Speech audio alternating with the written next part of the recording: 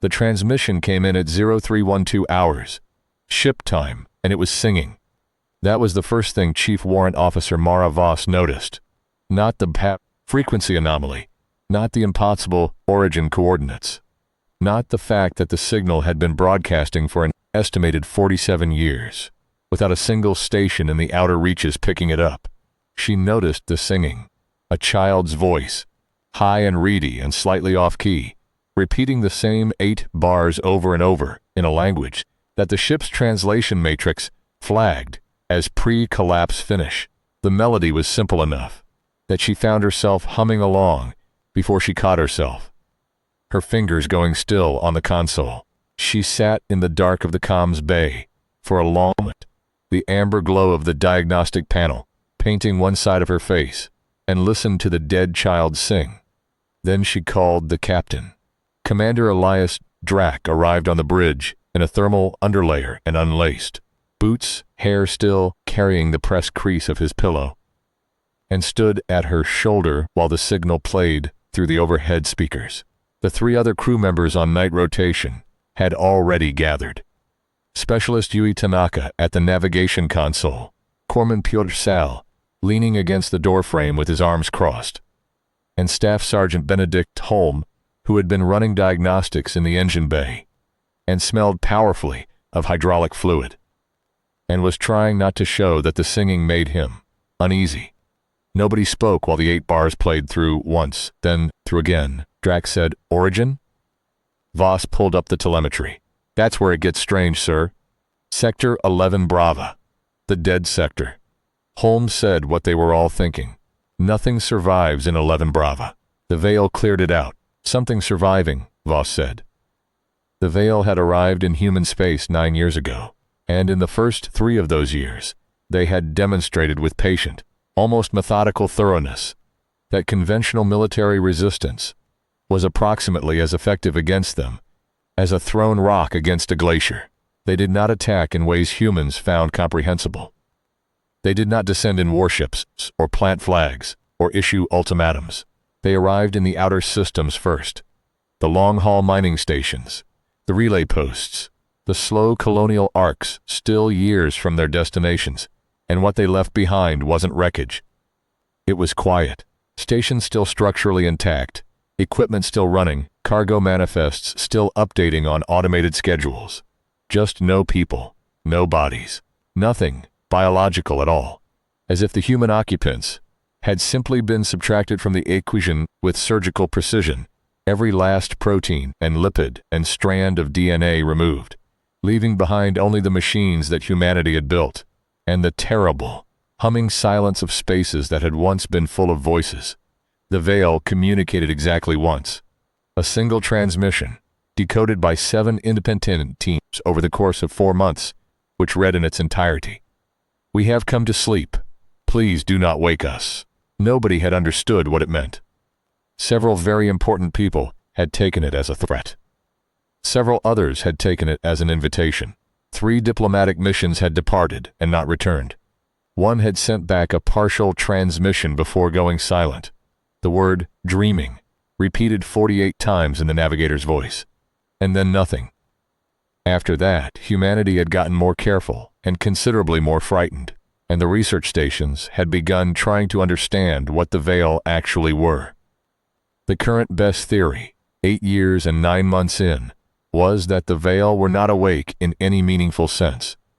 They were a hive intelligence in the deepest stage of a hibernation cycle that lasted, according to the mathematical models derived from their transit patterns and the spacing of their cleared sectors. Approximately 12,000 years, they cleared the space around them, not out of aggression, but out of something closer to an immune response. Biological noise disturbed something in their dreaming. So they removed it, efficiently and completely, the way a sleeping person brushes away a fly without ever fully coming to consciousness. You couldn't fight a creature that wasn't even aware it was killing you. Humanity had pulled back from the outer systems and dug in, and for 6 years nothing had changed. And then 4 months ago, the Veil had begun moving inward, and the signal had started broadcasting from Sector 11 Brava, and Mara Voss was sitting in the dark, listening to a dead child sing. "Play it again," Drax said. She played it again. The translation matrix parsed it this time, the words scrolling across the bottom of the display in ghostly green text. "Sleep now, little bear. Sleep now. Don't be afraid. The forest is dark, but the forest is kind. Sleep, sleep, sleep, little bear. Sleep until morning. Sleep until the light comes." Holm made a sound that wasn't quite a laugh. "Someone's messing with us." 47 years, Voss said. "That signal's been out there 47 years. Pre-collapse," Tanaka said softly, from the navigation console. "Before the veil." "So a human signal," Sal said. "From before contact. From inside veil territory," Drax said. The silence after that was a different kind of silence. The kind you got when a thing that had seemed merely strange became something that required a decision.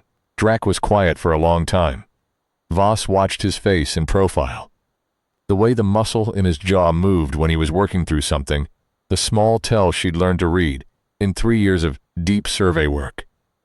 He had the kind of face that looked older than he was, a face that had absorbed bad news and kept going, creased and weathered, and carrying something that wasn't quite peace, but was in the same neighborhood.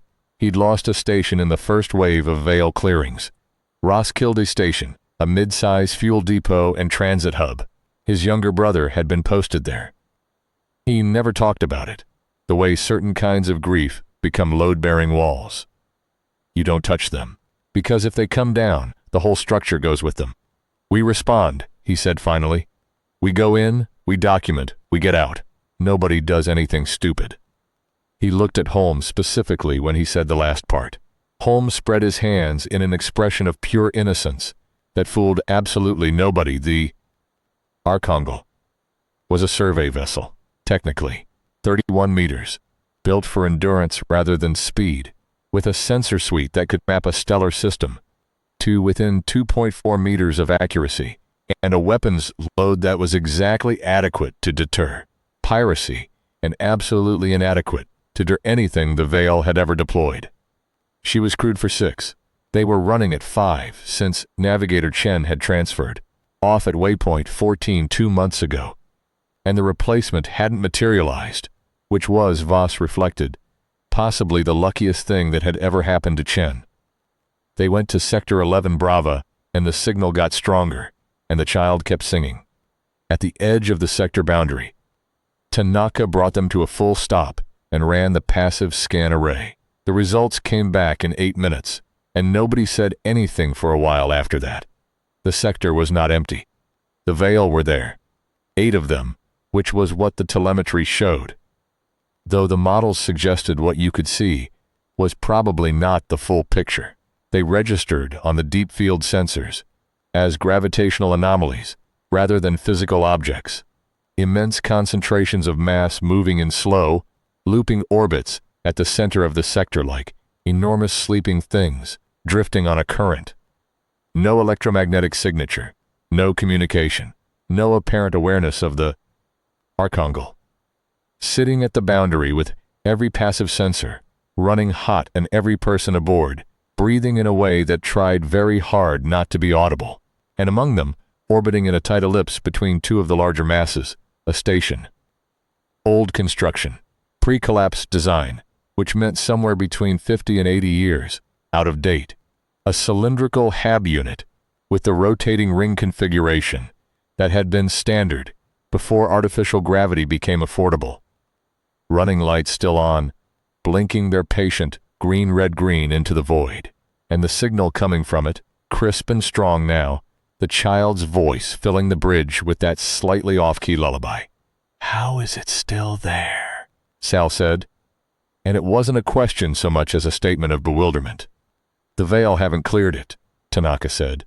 "Obviously the Veil haven't cleared it," Holmes said.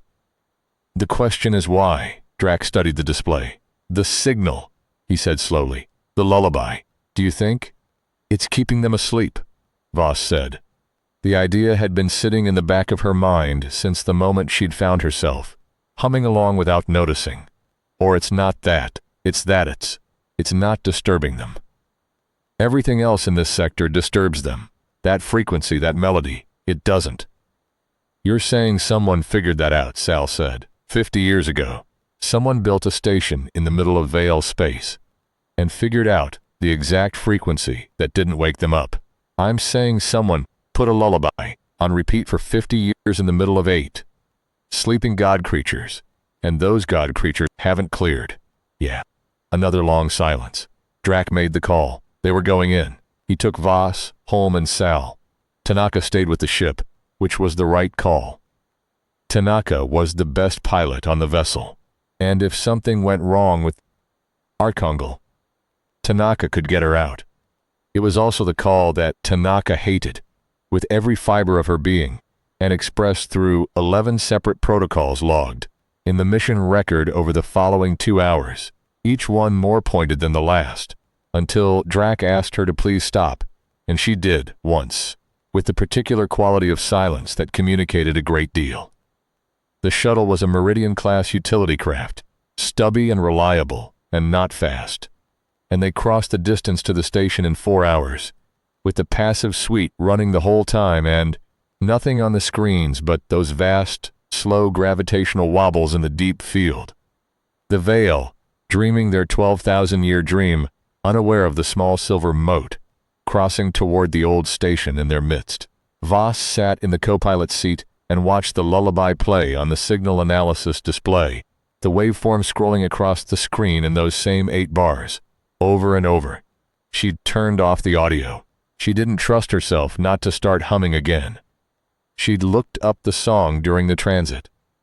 Nuku Nuku Nukumati. An old Finnish lullaby, centuries old even before the collapse. A song about the spirit of sleep, the Nukumati, who came to carry children away to the land of dreams. Regional variants described him as a kind old man with a sack on his back, or as a bear walking upright, or as something in between, something that had a bear's shape and a human softness, standing at the edge of the dark and beckoning with one paw. Sleep now, little bear. Don't be afraid. The station was called the Perenna Institute. The name was still legible on the hull, the letters worn but intact, white on the dark gray of the HAB cylinder. Pre-collapse Finnish research installation, which would have been orbital, which would have been some combination of astrophysics and long-range survey work, and probably some kind of biological or materials research. The institute designation could mean a lot of things, and the records from that era were patchy at best. The collapse had not been kind to archival infrastructure. What the records did show, when Voss dug into them on the 4-hour transit, was a partial crew manifest. The Perenna Institute had been staffed by 11 researchers at the time of the Vale's first contact. The last transmission received from them was dated 23 days after the Vale appeared in the outer systems. It was a single audio file, 37 seconds long, in Finnish, and it had been flagged unclassified but archived indefinitely, which was bureaucratic language for, "We don't know what to do with this." She listened to it once, alone in the co-pilot's seat, while Holm and Sal played cards in the back, and Drac dozed in the pilot's seat. A woman's voice, calm in the way that people are sometimes calm when they are very frightened and have made a decision. She spoke in Finnish, and the translation matrix worked on it in real time.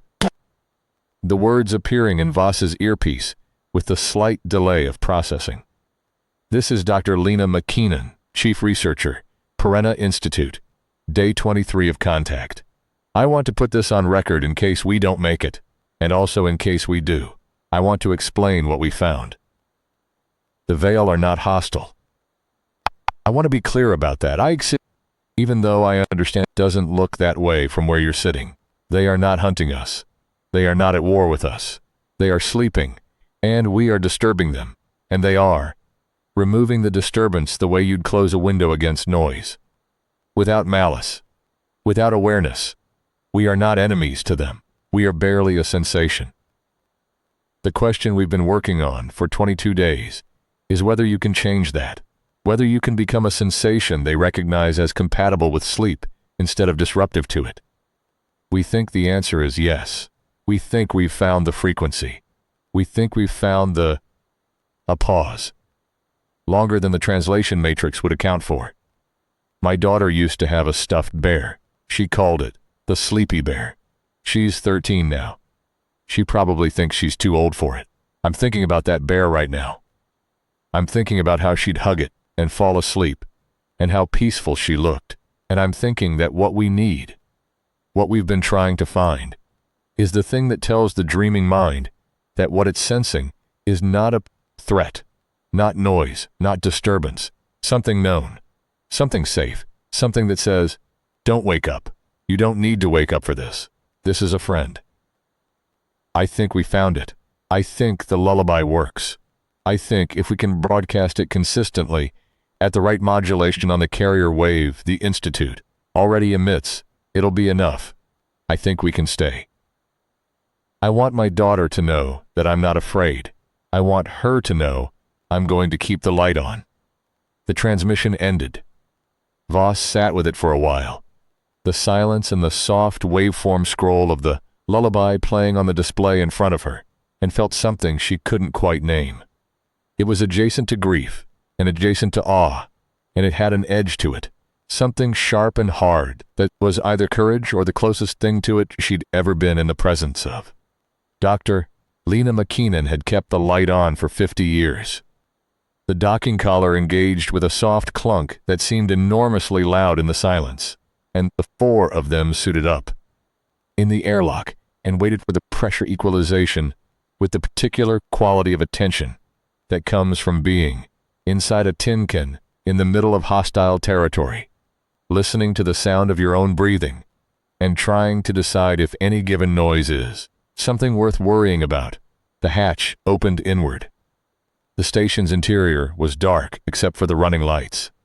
Amber strips along the floor of every corridor, enough to navigate by, not enough to feel safe. The air recyclers were running. The temperature was maintained at 15 degrees, and the life support indicators on their suit HUD showed a breathable atmosphere throughout. Everything functional, everything running on 50 years of automated systems, and a power supply that was either very well designed or had been maintained. Someone's been here, Holmes said quietly. He was right. The corridors were clean.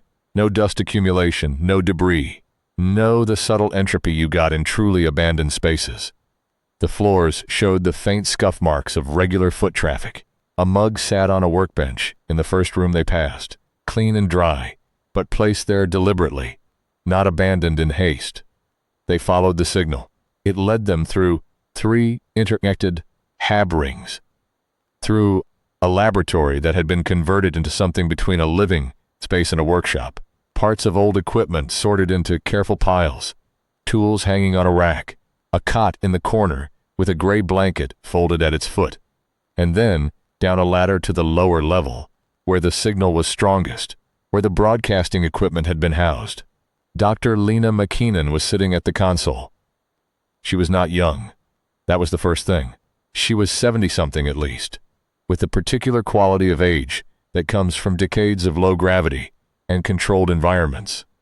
Thin and precise-looking, her gray hair cut short, her face a landscape of lines that had nothing apologetic about them.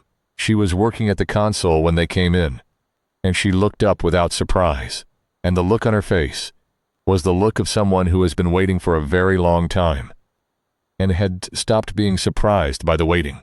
"Finish your English," she said. Drac, to his credit, recovered quickly. "English is fine." "Good.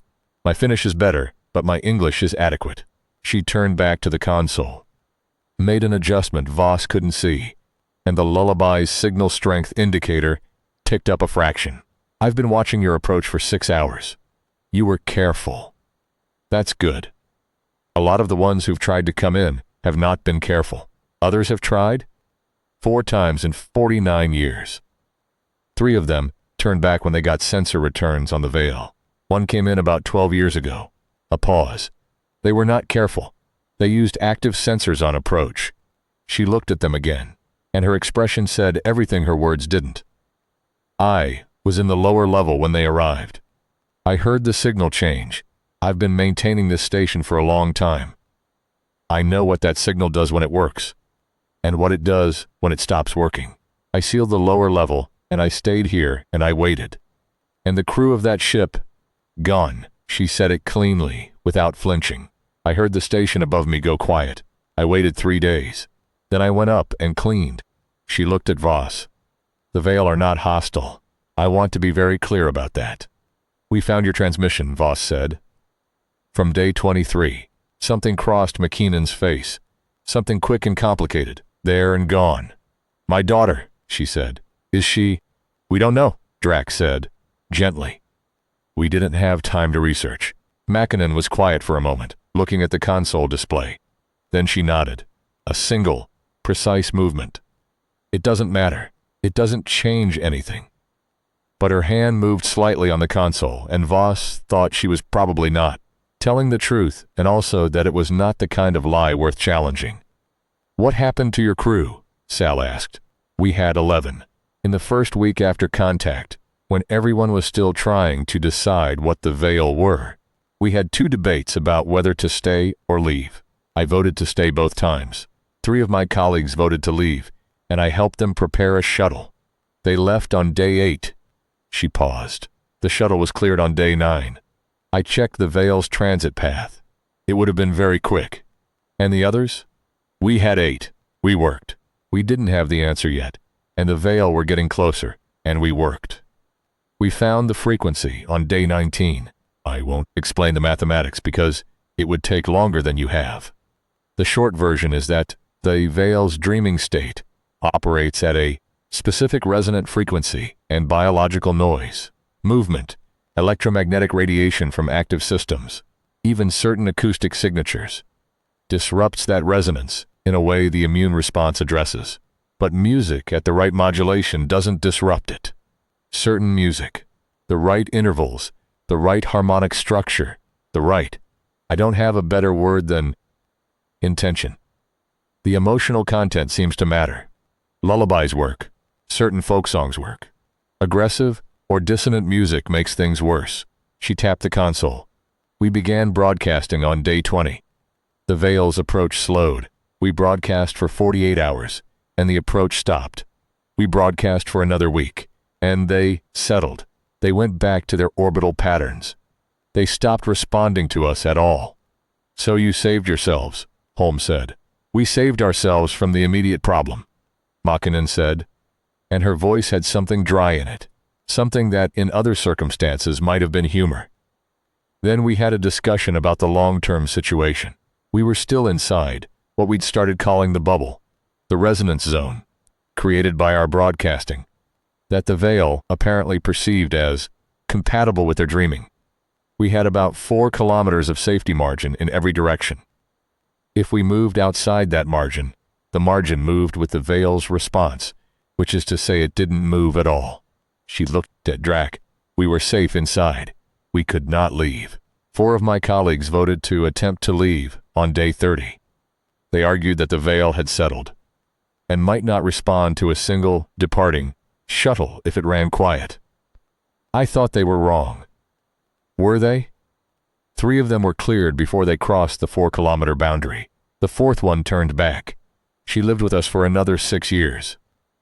Mackinnon's voice remained level throughout. 50 years of practice, Voss thought. You get very good at level. She left. She got sick. I had a very good medical facility, but I had limitations. There were things I couldn't treat. She died here, 11 years ago. I buried her in the converted lab. You passed through it. She'd made it her room. I thought she'd want to stay there. A pause. Her name was Pirjo. She was the best chess player I've ever met. She was very funny. She had a way of telling stories about her family that made you feel like you knew them all. The way Mackinnon said, it was the way people talk about irreplaceable things. Precisely, carefully, as if the precision is what keeps the grief from getting too large to carry. I have been here alone for 11 years, Mackinnon said, and then didn't say anything else, and didn't need to. Sal was looking at the equipment racks with the focused attention of someone doing math in their head. He was the corpsman, but he'd done 2 years of engineering before the medical school, and the equipment in the room was old, but not unfamiliar. He'd been moving through the station with his eyes doing more work than his mouth since they'd entered. And now he said quietly, "The broadcasting system. How long does it run on current power?" Makinen glanced at him. Something shifted in her assessment of him. "Current power reserves at this draw, approximately 4 more years. Then I have the backup cells, which gives me another 18 months. And then the signal stops, and the Veil wake up enough to notice. And then this station gets cleared." She said it the way she said everything, cleanly, without flinching. But there was something underneath it. Not fear exactly, something more like a very old tiredness. 5.5 years, Drax said. Approximately. Drax looked at his crew. Voss could see him doing the calculus. The same calculus she was already running. What they had, what they didn't have, what was possible in the 4 to 6 hour window before they needed to be back on the shuttle, in transit, back to the Archangel, out of the sector. What you could carry out of a moment like this versus what you had to leave behind. "What do you need?" he said. And it wasn't a question. Something's moved in Makinen's face, very briefly, very controlled, and then gone. "Power cells. Type 7 Delta or compatible. The system takes about 40 of them at full charge to run for a year at this draw. I've been cannibalizing from the station's non-essential systems for 11 years. I've gotten good at it." She looked at her console. "Also replacement membrane filters for the water reclamation system." And she'd stopped. Voss said. Makinen looked at her. Something old and careful in that look. "Soil compound, hydroponic grade. My growing medium has degraded over quite a long time. I've been stretching it. The protein synthesis unit covers the caloric baseline, but fresh food matters. I have a small garden. It matters." The list was so human that, for a moment, nobody said anything. Sal wrote it down. He had a small notebook, actual paper, a habit he'd explained once as being about redundancy and explained another time as being because he liked the weight of it in his pocket. He wrote carefully, and when he was done, he looked at the list and said, "The cells we have in cargo, the filters I can fabricate from what we have on the ship, given about 6 hours. Soil compound, we carry 12 kilos of hydroponic medium for the on-ship garden. We can spare 6. He paused. "I'd want to do a full systems assessment while we're here. Longer than 4 hours. "We don't have longer than 4 hours, Holmes said. "Then we come back," Drax said. Makinen looked at him with an expression that was extremely carefully not hope. "You shouldn't. The risk to your crew. You've been inside the bubble for 50 years, Drax said. If we match your approach protocols, quiet transit, passive sensors only, no aggressive EM, yes. If you do that, yes, but the margin is not infinite. And a second visit requires a second transit, and your crew is going to make its own decision," Voss said. She hadn't meant to say it quite that directly. But Makinen was looking at her with that same old careful look, and something in the look made Voss want to be direct. This woman had been alone for 11 years in the middle of 8 sleeping giants, making the same sound over and over to keep them from killing her. She had earned directness. "We'll vote," Voss said. "That's how we do it on this ship. For missions outside standard parameters, everyone votes. If we come back, everyone comes back. If we don't, we don't." She looked at Drac. "Right?" Drac looked at her for a moment, and something in his face that wasn't quite grief moved through it and settled. "Right," he said. They had 3 hours and 40 minutes left, and they used all of them. Sal went through the station's systems with the focused intensity of a man conducting a medical examination, which in a sense he was. He documented everything: power status, life support margins, recycler efficiency, structural integrity readouts, the age and condition of the broadcasting system components.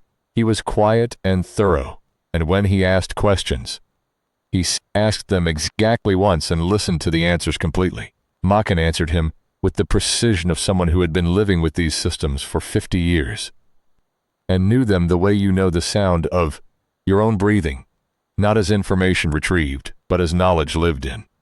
Voss sat at a second console and copied the station's logs, all 50 years of them. The research notes from the first 20 days, the discovery documentation, the maintenance records, the 11 years of solo entries that were simultaneously the most routine and most extraordinary thing she'd ever read.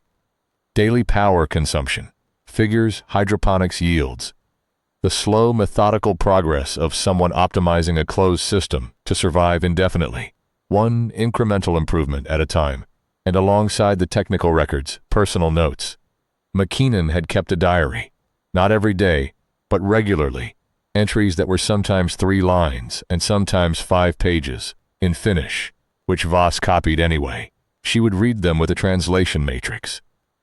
She would read all of them. There was a photograph taped to the corner of the console, a girl of about 13, laughing at something outside the frame, holding a stuffed bear that was well-loved and slightly lopsided, and had the soft, worn look of something carried a long time. Voss looked at it, and then looked away. Holm did a structural survey of the external hull by camera array, documenting the wear patterns, and the condition of the docking collar, and the state of the exterior running lights. He did it efficiently, and without complaint, which was not his usual mode, and Voss understood that even Holm, who expressed discomfort through irreverence and volume, and who had once described their most dangerous previous survey mission as Day Tuesday with extra steps, had understood something about where they were and what it meant. Drac sat with McKinnon. Voss could see them through the open hatch, the two of them at the console, McKinnon making small adjustments to the signal, and Drac sitting in the race chair with his forearms on his knees and his head slightly forward, in the way he listened when he was listening fully. She couldn't hear what they were talking about. She didn't try to. When it was time to go, McKinnon walked them to the docking collar. She was steady on her feet, which was good. 50 years of consistent light exercise in a gravity ring, Voss supposed. At the hatch she shook each of their hands, formal and unhurried, the handshake of someone for whom formality is a form of respect rather than a barrier. When she got to Drac, she held his hand for a moment after the shake. "You're going to want to take this back," she said. Drac looked at her. "The data I've collected, the frequency records, the modulation curves, the behavioral documentation. 50 years of veiled dreaming state data." She looked at the console, her station, the running lights blinking their patient green-red-green. "I made that recording on day 23 because I wasn't sure we'd survive. I've been updating it ever since, adding to it, refining it. What's on that system is the closest thing to a complete map of the Veil's dreaming state that exists." She paused. "People need to know you can live with them. People need to know there's a way, that it's not just clearings and silence." She looked back at him. "If I don't make it before you come back, if I don't make it, or if something happens, take the data. Use it. That's the point of it. That's been the point for 50 years. "You'll make it," Drac said. The way he said, it was not reassurance. It was a statement of intent.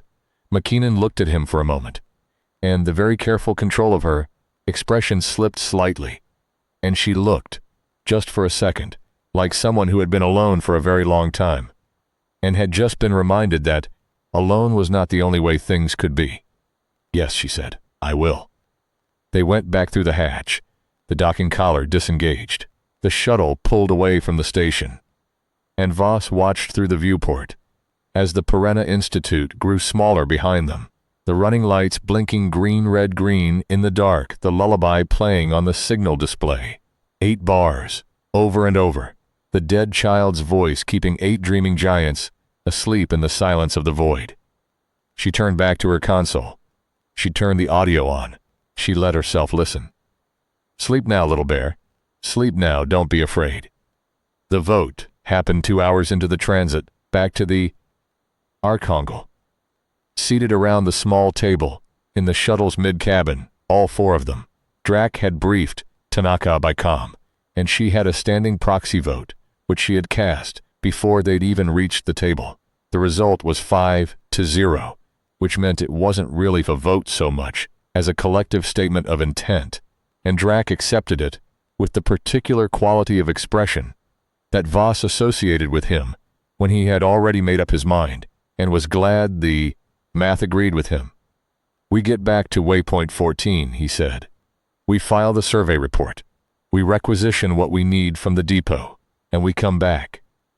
They're going to want to know what we found, Sal said. Command is going to want to know about the signal. About the station. Yes, Drax said. And when they know, then they'll know, Drax said. He looked at each of them. She's been keeping this alive for 50 years. One woman. And what she found, what she's documented. It's not just how to survive around the veil. It's a map of their dreaming. It's the closest thing to understanding them that we've ever had. He paused. That changes things. That's the kind of change that either gets buried because somebody decides it's too dangerous, or gets used the way it's supposed to be used. Which is, to find a way to stop clearing the outer systems and start figuring out how to coexist with something you can't fight. He leaned back. She figured out you don't fight them, you sing to them. Holm was quiet for a moment, which was notable. Do you believe that's possible? Coexistence with something that size. Something that, they're not. They're not. People. Drac. They don't know we exist. We're noise to them. 50 years ago, a woman figured out how to become a frequency they didn't disrupt, Drac said. Maybe that's what possible looks like. The Waypoint 14 depot was a skeletal thing, functional and not much else. A fuel station and supply hub, and not a lot of comfortable illusions about humanity's current situation in the outer systems. The supply officer was a tired man named Cortez, who had the expression of someone who had been asked too many unusual things to be surprised by them anymore, and who processed their requisition order with the efficiency of deep professional habit.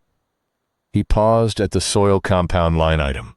Hydroponic medium, 6 kilograms. For a contact site with long-term inhabitants, Drax said. Cortez looked at him. Long-term. 50 years. Another pause. In Sector 11 Brava. Cortez set down his datapad. He looked at the requisition list again, with an expression that had undergone a quiet revolution in the last 15 seconds. Then he looked at Drac. I'm going to need to put this through command. We know. This is going to. You understand this is going to get very complicated very quickly. We know that too. Cortez looked at the list for another moment. Then he looked up, and his expression was something Voss hadn't expected from him. Something that was past the professional exhaustion, and under it. Something that was exactly what it looked like. Hope. The kind that takes you by surprise, and you don't quite know what to do with. Give me 4 hours, he said. I'll have everything ready. It took 6 weeks to navigate the bureaucratic machinery that followed. Drac filed 3 reports, attended 2 emergency briefings via secure link, and had 1 heated argument with a sector command officer who wanted to classify the Perenna Institute data immediately and indefinitely. That argument ended when Drac forwarded the officer the recording from day 23. Dr. Lena McKinnon's voice, calm and frightened and full of intention, saying, I think we found it. I think the lullaby works. I think if we can broadcast it consistently at the right modulation, it'll be enough. I think we can stay. And the officer went quiet and didn't argue further. The data went to 4 separate research institutions, simultaneously. McKinnon's 50 years of Veil behavioral documentation hit the xenobiological research community like a stone into water, the ripples moving outward in real time, producing in the first 72 hours of distribution more theoretical work on Veil biology and cognition than the previous 9 years of research had managed. The Archangel was back in Sector 11 Brava, 29 days after their first visit. They came in quiet. Passive sensors, no active EM, the same protocols. The Veil registered as they always did. Gravitational wobbles in the deep field, slow and immense and undisturbed. The lullaby played on the signal display, 8 bars, the waveform steady and strong. The station's running lights blinked green, red, green. Mackinnon met them at the docking collar this time, having watched their approach on the cameras, and she was carrying the mug that had been sitting on the workbench on their first visit, which was now full of something hot and dark. that turned out to be a very creditable approximation of coffee, produced from a nutrient matrix unit with some creative chemical assistance. She handed the mug to Holm first, which surprised him, and he looked at it, and looked at her and said, "How did you know?" "You kept looking at the nutrient units on your first visit," she said, "specifically at the coffee analog setting." Holm tried the coffee. His expression went through several revisions. That's good. I've had 50 years to optimize it," Makinen said. They brought the power cells and the fabricated membrane filters and the soil compound and an additional supply of medical materials that Sal had compiled with the same quiet thoroughness he'd applied to the systems survey.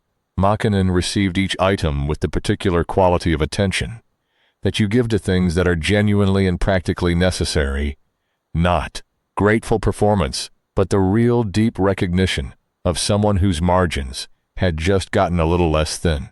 She spent an hour going through the medical supplies with Sal, asking questions about applications and protocols and contraindications, with the methodical focus of someone who had been their own doctor for a very long time and intended to remain competent at it.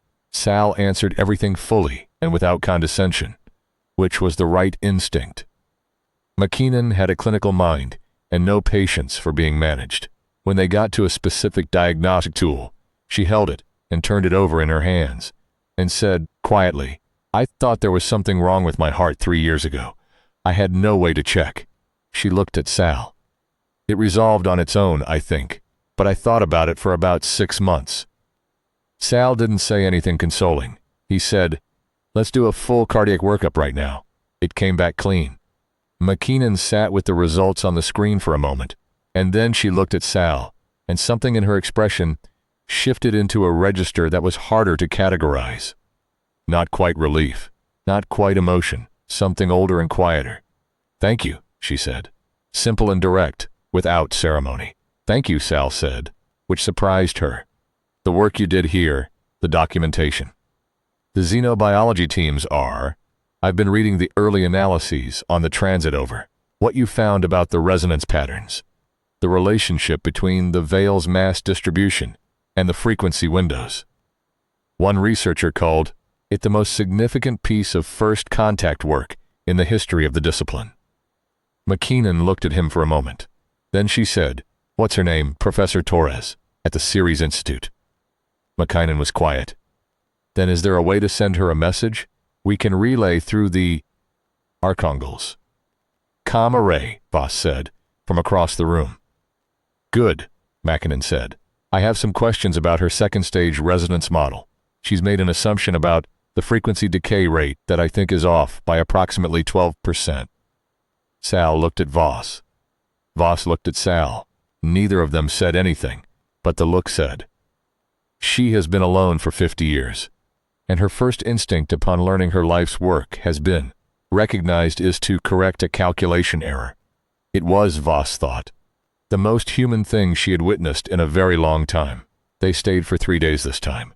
Tanaka piloted the Archangel to a holding position just outside the 4-kilometer bubble and ran maintenance cycles on the ship systems she'd been meaning to get to for months, filing her irritation at being excluded through the medium of a spotlessly serviced engine array and a navigation computer updated to the most recent charts.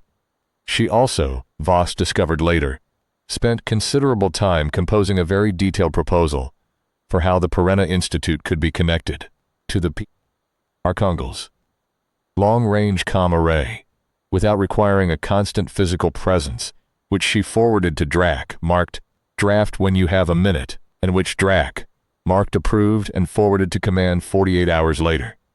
Inside the station, they worked.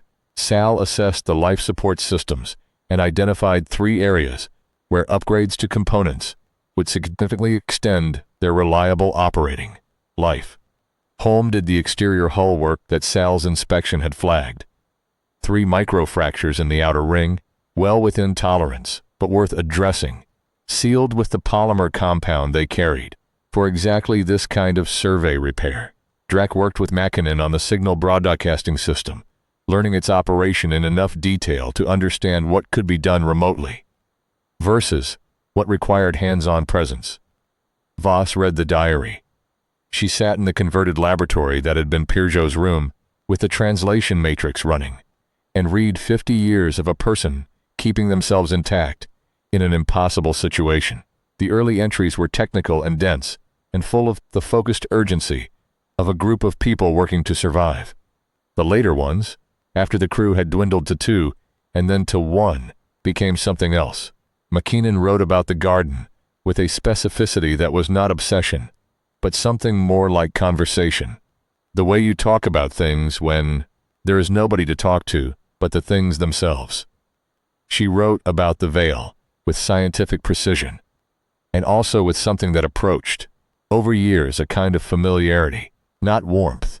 She never anthropomorphized them, never attributed to them anything she couldn't measure, but a quality of cohabitation. You can live with something vast and indifferent, and eventually you stop fearing it and start simply knowing it. There was an entry from 11 years ago, the day after Pirjo died. It was 4 lines, in Finnish. The translation matrix rendered it as, "Pirjo is gone. The garden is doing well. The signal is strong. I am going to sleep now." Voss sat with it for a long time. On the 3rd day, in the evening by the station's internal clock, they ate together in the common room. A meal assembled from the station's nutrient synthesis and the fresh produce from a garden that was, in the words of Holm, who had no particular capacity for sentimentality but recognized quality, genuinely impressive for what it is, and supplemented by 2 items from the Arkangels food stores that Sal had brought over, specifically because he'd thought about it in advance. A tin of actual coffee, which Mackinnon opened and held and smelled with an expression that contained the entire 11 years, and a bar of chocolate that had been at the bottom of Voss's personal supply since Waypoint 9, and that she'd been carrying as a kind of emergency morale system. They ate and they talked, not about the veil or the data or the mission or what came next. There would be time for all of that. They talked about Pirjo, who Mackinnon described in such vivid terms that by the end of the meal it felt as though she'd been at the table.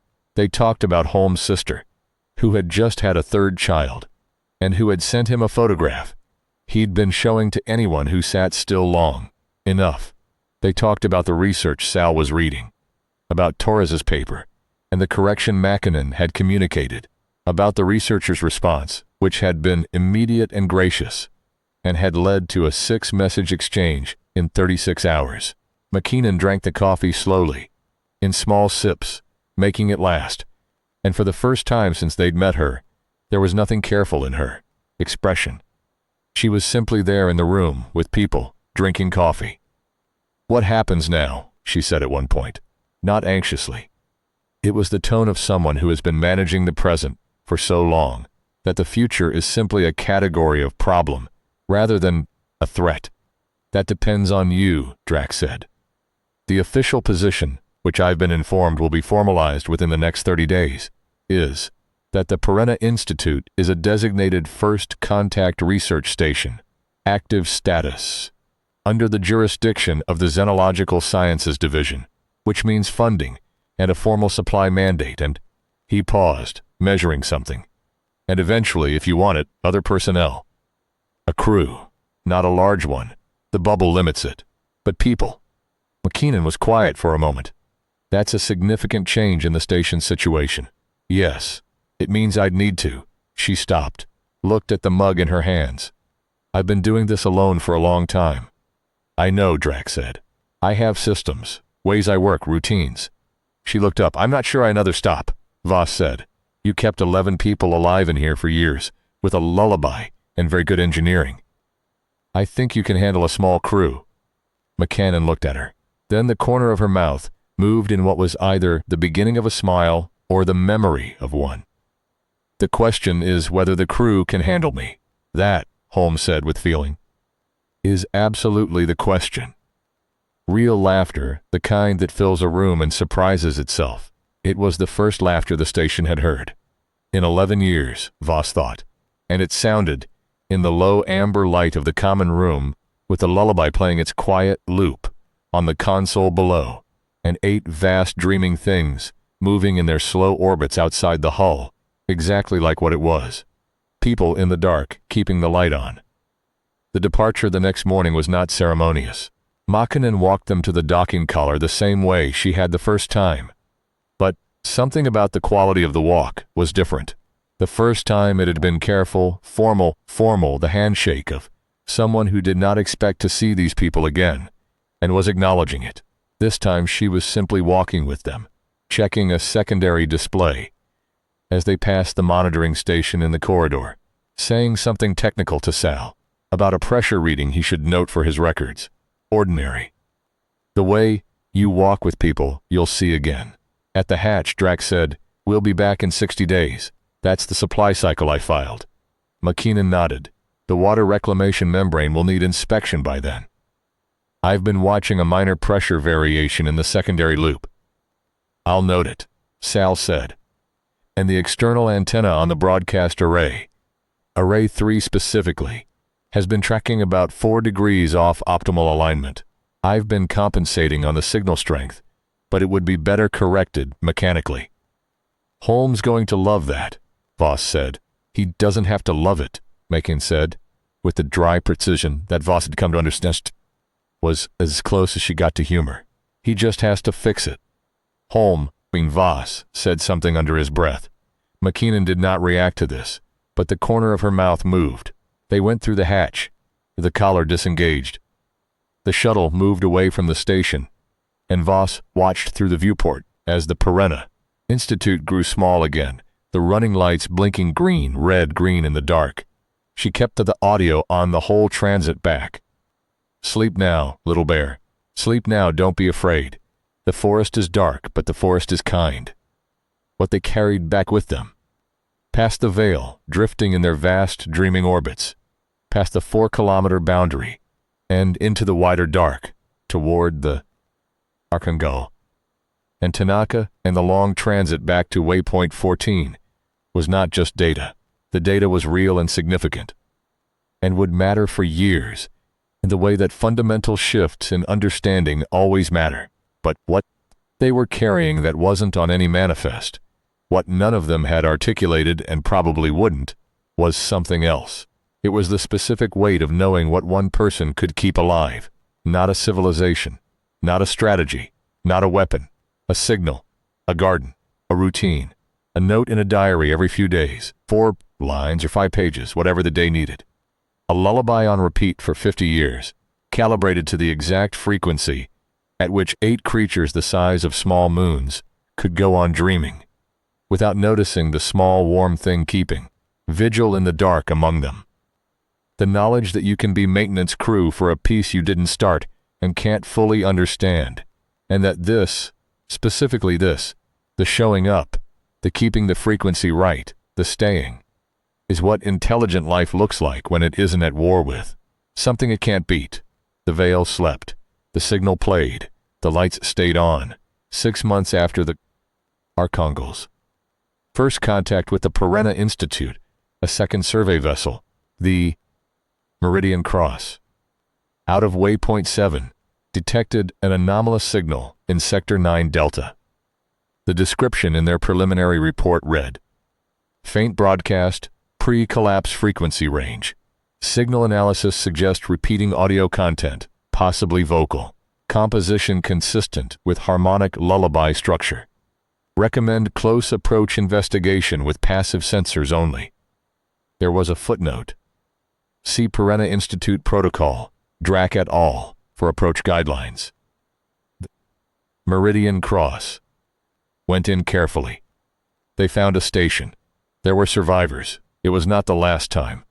In the months that followed, as the research teams processed Makinen's 50 years of data, and the theoretical work accelerated, and the preliminary protocols took shape, there were 4 more signals found in the cleared sectors, 4 more stations. 4 more groups of people who had, 50 years ago, or 40 or 30, done the same calculation that Makinen had done. The Veil aren't fighting. They're dreaming. Find the frequency. Stay quiet. Keep the light on. None of them had known about the others. Each of them had arrived at the same understanding independently, through different paths, different cultural references, different musical traditions. One station had been broadcasting Bach. One had been broadcasting whale song. One had been broadcasting the lullabies of 3 different languages simultaneously, which had produced a harmonic structure the research team described as inadvertently optimal. One had been broadcasting the recorded sound of rain on leaves from a forest on a planet none of them had been born on, which a xenobiologist named Okafor argued was the most beautiful and most accidental discovery in the history of first contact science. Each of them had found a way to say, "This is not noise, this is not disturbance, this is a friend." Each of them had kept saying it for decades, alone in the dark, because there had been nothing else to do, and also because there had been everything to do, because the signal stopping meant the dreaming stopped, and the immune response started, and the thing you had to do, the only thing, was to not let the signal stop. McKinnon was given a formal citation by the Xenological Sciences Division, which she acknowledged in a 6-line message that spent 3 of its 6 lines pointing out a terminology error in the citation text. She was offered a transfer to the Ceres Institute, which she declined, though she agreed to hold a 6-week remote consultation, during which she corrected approximately 40% of the division's working assumptions about veil resonance behavior, with the patient efficiency of someone who has had a long time to think about a problem and is not particularly interested in watching other people rediscover what she's already documented. She stayed at the station. This was not a surprise to anyone who had met her. She got the crew she'd been offered, small as promised, 2 researchers, a systems engineer, and a medical officer. They arrived on the Arkhangel's 3rd supply run, which McKinnon had spent preparing for, with the same methodical energy she applied to everything, which meant the crew quarters were ready, and the system's documentation was impeccably organized, and there was fresh produce from the garden set out in the common room when they arrived. She shook each of their hands at the docking collar. Formal, unhurried. The systems engineer, a 26-year-old from New Helsinki named Vesa, who had read every piece of public documentation on the Perenna Institute and had requested this posting 3 times before it was approved, looked at the station and at the signal display and at McKinnon and said, in Finnish, "I can't believe you kept this going for 50 years. McKinnon looked at him. Then she looked at the display, at the waveform, scrolling its 8 bars in the amber light. "The trick," she said, "is you don't think about the 50 years. You think about the one day. You think about what the signal needs today, and what the garden needs today, and what the system needs today. And then tomorrow you think about it again." She paused. "It's not complicated." "No," Vesa said slowly, as if he was understanding something. "No, it's not." "Come in," McKinnon said. "I'll show you the broadcasting system. Pay attention. Array 3 has an alignment issue I've been wanting to address." They went in. The running lights blinked green, red, green. The lullaby played. "Sleep, sleep, sleep, little bear. Sleep until morning. Sleep until the light comes." Out in the dark beyond the 4-kilometer boundary, 8 vast dreaming things drifted in their ancient orbits, neither threatening nor threatened, neither aware nor unaware in any way that a human mind could satisfactorily model. They were what they were, immense, indifferent, asleep, dreaming something no human instrument had been able to measure or map, something that had been ongoing for longer than any human civilization had existed, and would go on for longer than any currently alive would live to see. Between them, small and warm and lit, the station kept vigil. It was not a victory in any sense that a monument could be made of. There was no battle won, no enemy defeated, no moment when a human voice said, "We will not yield," and the odds reversed. There was only a woman at a console, with a lullaby on repeat, doing the math, keeping the frequency right, tending the garden, writing 4 lines in a diary at the end of a day that was the same as the day before, and would be the same as the day after, and the signal going out, night after night, year after year, into the sleeping dark. This is not noise. Don't wake up. You don't need to wake up for this. This is a friend. That was the whole of it. That was the entirety of what humanity had managed to contribute to the silence of Sector 11 Brava. A woman who decided that understanding was possible, and that staying was worth it, and that the signal mattered, and who kept her light on for 50 years in a darkness so large it had no edges, because her daughter had a bear, and the bear was named Sleepy, and the song that the bear required was also, as it happened, the exact frequency at which the universe would consent to leave you alone. In the end, it always was. There was a moment, somewhere in the second year of McKinnon's time alone, that she wrote about in the diary in unusual length, not the 4 lines or the tidy paragraphs of most entries, but 6 pages of cramped handwriting that Voss read 3 times in translation before she felt she'd understood it properly. McKinnon had been in the garden. She was doing the ordinary work of tending it, checking moisture levels, adjusting the nutrient solution ratios, pruning back growth that was crowding the smaller plants. It was mid-station morning by her internal clock, and the signal was running clean, and the Veil were doing what they always did, which was nothing. She had been in the middle of pinching back a stem of the basil variant she'd managed to cultivate from a stored seed packet, and the smell had come up in a wave, that particular green sharp scent of fresh basil, and she had stood there for approximately 3 minutes unable to move. Not grief exactly. She wrote about it carefully, trying to be precise, not even loneliness in the ordinary sense. Something more fundamental. The understanding, arriving without warning in the smell of basil, that there was nobody in the galaxy who knew she was alive. There were people looking, maybe. She'd filed her last transmission. Command would have her last coordinates. But the clearings were ongoing, and there had been no response to the transmission, and the math of her situation was not obscure. 11 researchers, 1 surviving signal, 47 years of the Veil, not moving inward toward inhabited space. The logical conclusion was containment, not rescue. Whatever she had achieved here, the people making decisions in the inner systems had likely concluded was not worth risking further lives to investigate. She was not bitter about this. She had understood it from the beginning. She had stayed knowing it, but she had not, until that moment with the basil, fully inhabited what it meant. She stood there for 3 minutes, and she let herself feel the full weight of it. That was the thing she wrote about. Not that the moment had happened, but what she'd done with it. She'd set down the pruning tool and stood very still and let the feeling move through her, the way you let something heavy move through your hands when you're checking its weight, not carrying it yet, just assessing the loneliness, the scale of it, the 4 kilometers of safety in every direction, and the light years of veil-held space beyond that, and beyond that, the remnant human systems hunkered down and frightened, and nobody knowing she was here. She'd stood there for 3 minutes. Then she'd picked up the pruning tool and gone back to work. Not because the feeling had gone, not because she'd resolved it or overcome it or found something to compare it to that made it smaller.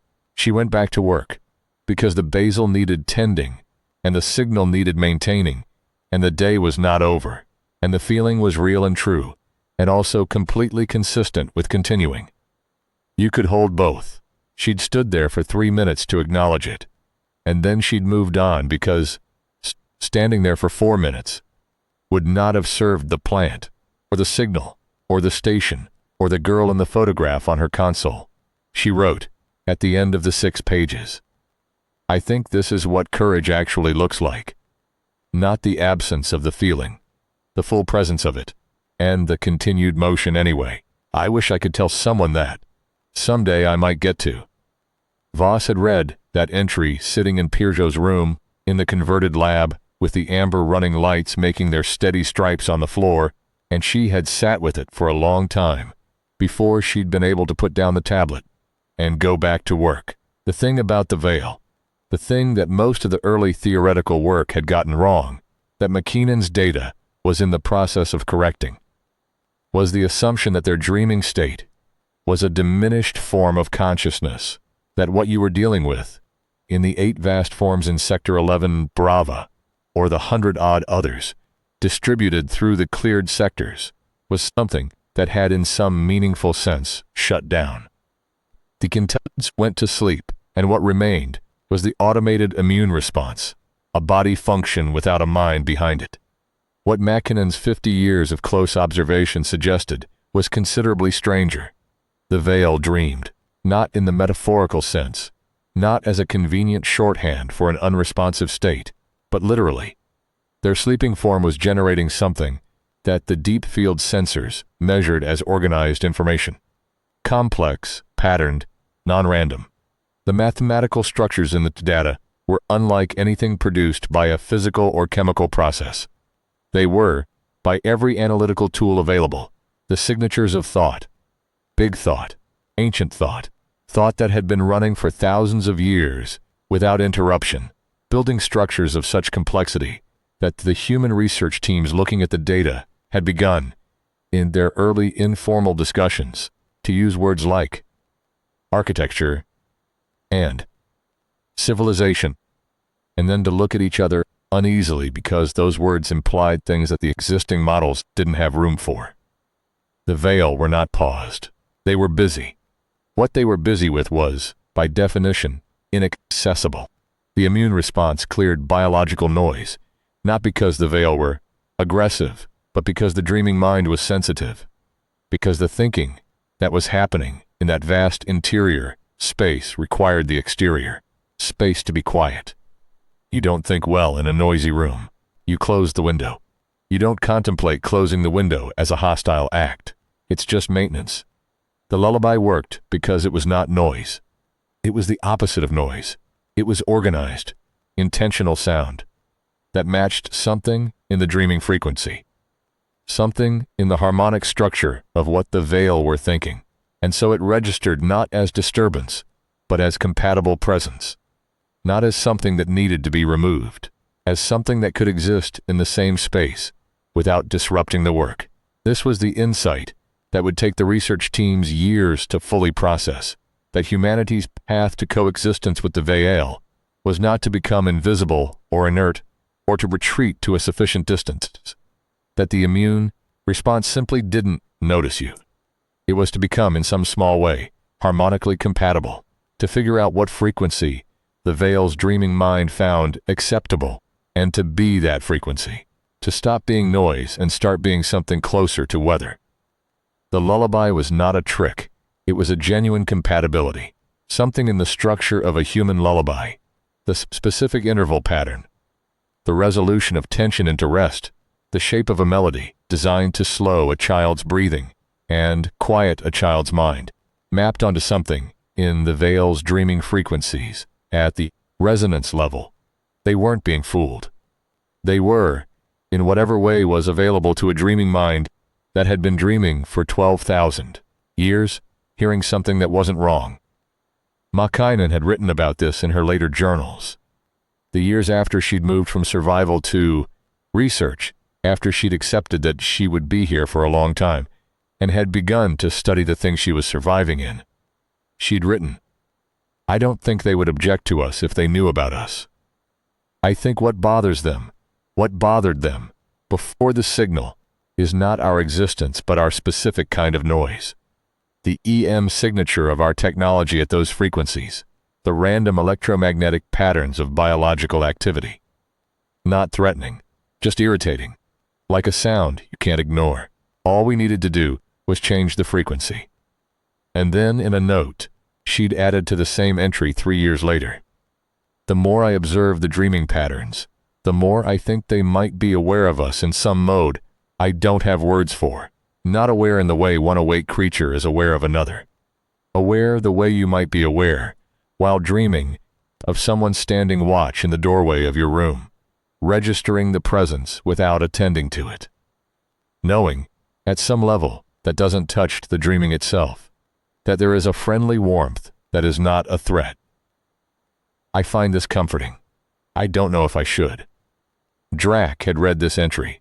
Voss had made a copy for him on the second visit, and had said nothing for a long time, and then had said, quietly, she made friends with them. In 50 years alone, she made friends with them. They don't know it, Voss said. She knows it, Drac said. That's what matters to her. The crew that came with Vesa, the systems engineer, was young in the way that the people who volunteered for difficult posts in uncertain times tended to be young. Not inexperienced exactly, but not yet calcified. They came with the specific energy of people who understood what they were getting into and had decided it was worth it, which was a different thing from bravery and a more useful one. The two researchers were a pair, not romantically, but professionally, the kind of partnership that happens when two people with complementary working styles recognize each other early and stick. Named Hale and Park, one primarily xenobiological and the other primarily in signal analysis, whose the and fine for Mackinnon's data had been evident from their first message to the station, and whose actual presence in the station was, McKean reported to Drac in her next comm, intense but manageable. The medical officer was a woman named Reyes, who had requested the posting, specifically because she'd read about the cardiac scare and thought that anybody who had been managing their own health for 11 stiff in a 50-year-old station in the middle of 8 alien life forms deserved a proper doctor, which was, Voss thought when Drac told her about it, exactly the right reason to volunteer for something.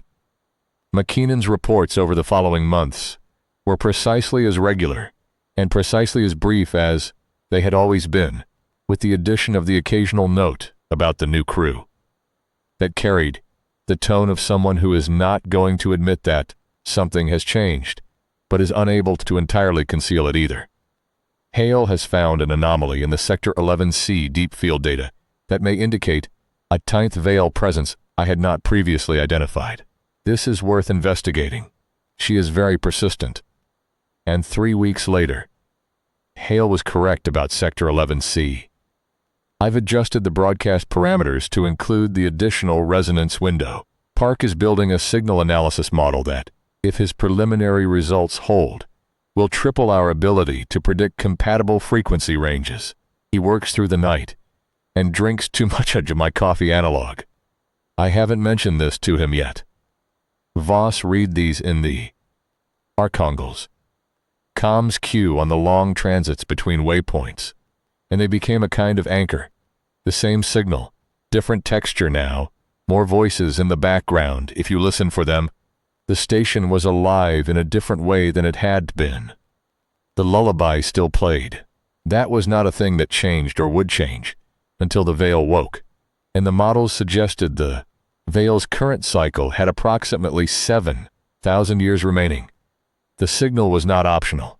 It was infrastructure, but it was as infrastructure that now had 4 people, and studying it and arguing about it in the common room over coffee analog and fresh basil from the garden, which Vesa had expanded by 60% in the first 3 months, and which Hale was now investigating for a secondary research function that involved.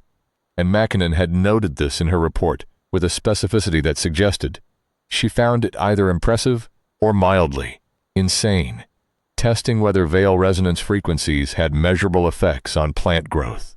They apparently did. The basil was, by Mackinnon's account, exceptional. The third vessel to enter Sector 11 Brava was a research ship from the Ceres Institute, cleared through the same protocols Drac had established, and following them to the centimeter, carrying Professor Torres and 2 of her team for a 6-week direct observation stay.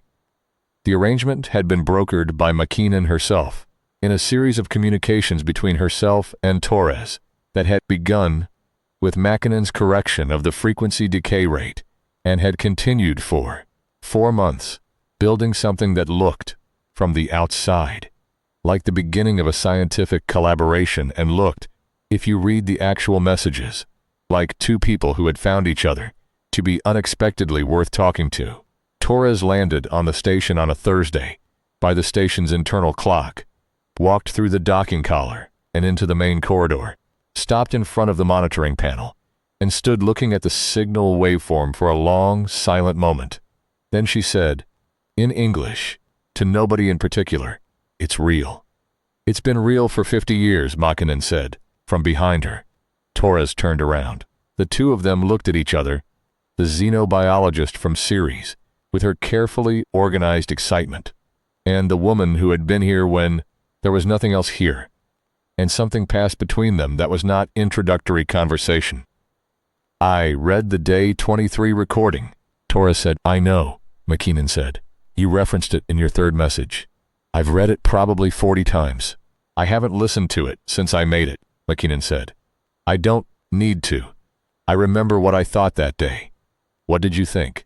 Makinen was quiet for a moment. Then, "I thought my daughter was going to grow up wondering what happened to me, and I thought I didn't want the answer to be nothing. I thought I wanted the answer to be, she found something. She stayed. She kept the signal running. She looked at the waveform display. That was the whole decision. It fit in about 2 seconds. Torres looked at the display, at the 8 bars looping. And now it's infrastructure," Makinen said. And then, in a tone that contained something that was not quite pride, but was in its immediate family, "Come and look at the resonance data. Hale has found a 9th Veil signature in 11C. And I want your second opinion on the boundary parameters." They walked deeper into the station, the waveform playing behind them, the lights blinking green-red-green, the garden growing in its tray in the lab that had been Pirjo's room, and was now also Hale's workspace, the power cells running at optimal draw, the secondary loop pressure holding steady, the broadcast array aligned to within a half degree of optimal. Everything working. Everything maintained. The signal going out as it always went out, as it would go out for as long as it needed to. 8 bars looping, steady as a heartbeat, into the sleeping dark. "Sleep now, little bear. Sleep now, don't be afraid." Outside the station, the universe continued to be large and indifferent, and full of things humanity didn't understand. The Veil continued to dream there, 12,000 year, in the deep field of Sector 11 Brava, and a dozen sectors beyond, the vast slow rotation of their forms, measuring out time in units that made human lifespans look like the flicker of a struck match. The inner systems continued to huddle and worry and argue about what to do about the outer systems, and whether the Veil would eventually move all the way inward, and what humanity's options were if that happened. And here, at the station, in the amber light, with the basil growing and the coffee analog running, and 5 people arguing about resonance frequencies and boundary parameters, and the implications of a possible 9th signature in Sector 11C, the answer was being worked out in the way answers to enormous questions always actually get worked out, one day at a time, by specific people with their hands on specific problems, keeping specific things running. Not a war, not a victory, not a single moment of declared triumph that could be put on a monument or played over a speaker at a ceremony, just maintenance, just vigil, just the signal, steady and clean, saying the only thing that had ever needed to be said. "This is a friend. Don't wake up. The forest is dark, but the forest is kind. Sleep until morning. Sleep until the light comes." The signal records from Sector 11 Brava were eventually compiled into a database that the research community called, informally, the Lullaby Archive. It was not a romantic name by any particular intention. It had started as a working title in Torres's first major paper and had simply stuck the way informal names do when they turn out to be more accurate than the formal ones. The database contained 52 years of Veil resonance data, behavioral patterns, frequency compatibility windows, and the full body of Makinen's observational journals. It was the most consulted document in xenological research for the next 6 years, and the theoretical framework it established became the basis for every approach to Veil-adjacent habitation that followed. There were, by the end of the second year of active research, 11 stations confirmed in Veil-adjacent sectors, all of them broadcasting some form of frequency-compatible signal, all of them still occupied or in the process of being resupplied. The people who had kept them running, some for years, some for decades, were received into the research community with the specific kind of attention that comes when people who have been theorizing about something encounter someone who has been living it. The theorists were sometimes surprised by how ordinary the survivors were, by how practical and how specific their knowledge was, by the way they talked about the veil, not with fear and not with reverence, but with the quality of long familiarity, the way you talk about weather or geology, or any force that is large and indifferent, and that you have learned to work with, Holm told Voss on the Archangel's 7th supply run to the Perenna Institute, that he'd been in contact with his sister, the 3rd child, the one in the photograph he'd been showing.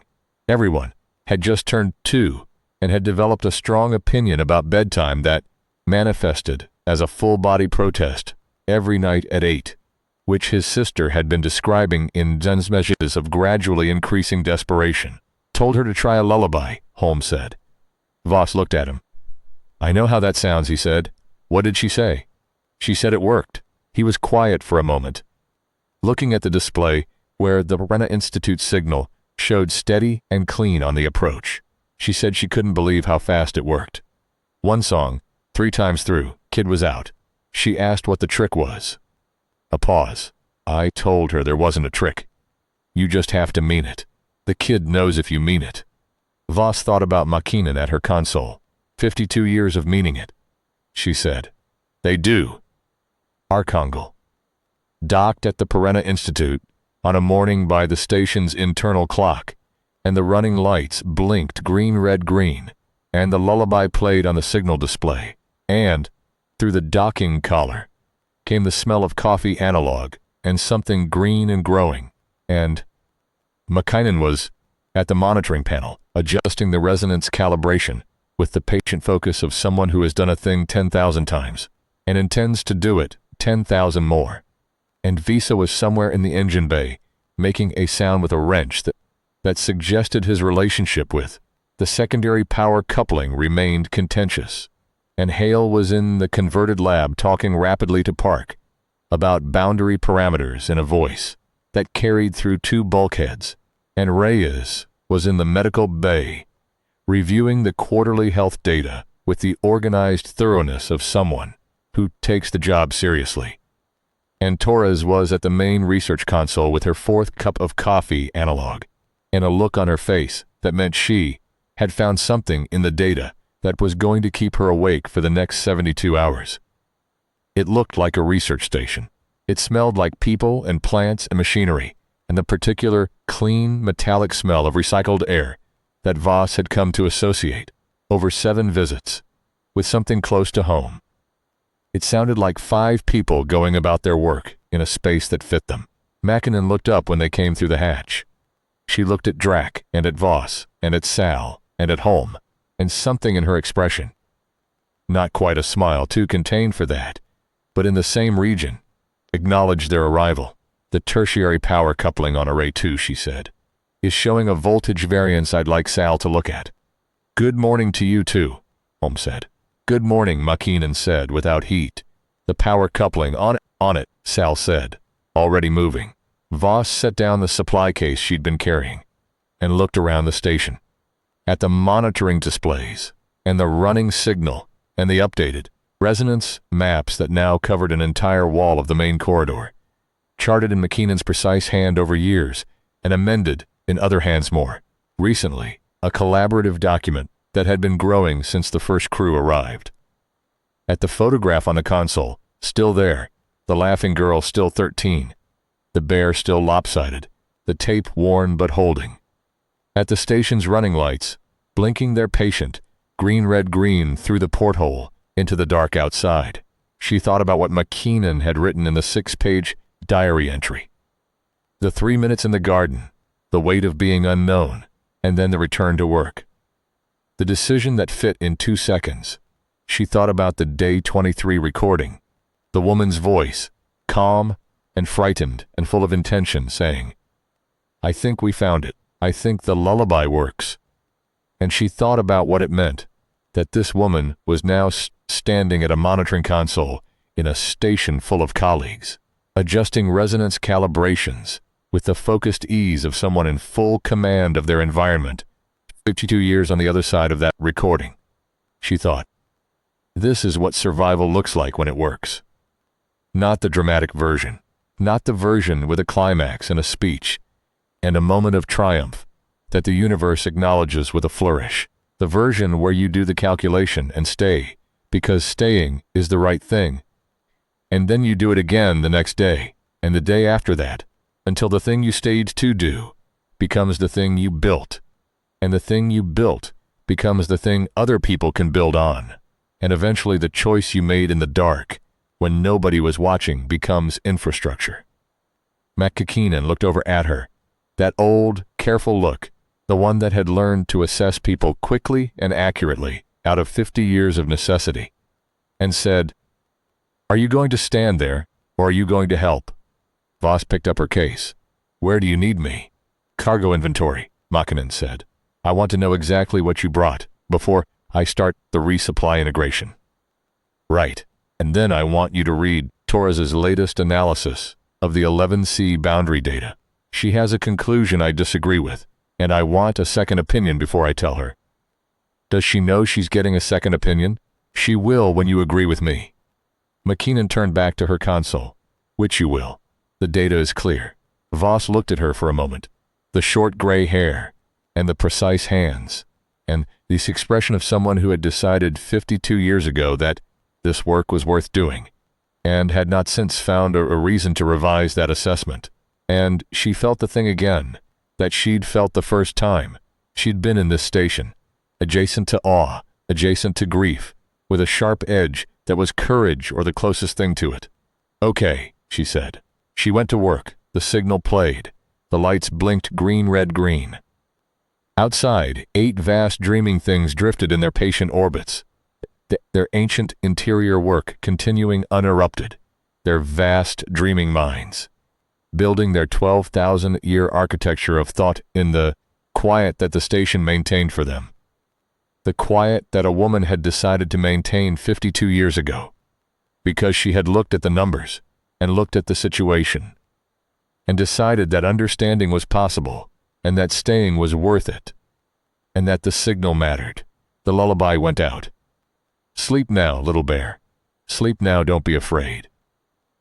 The forest is dark, but the forest is kind.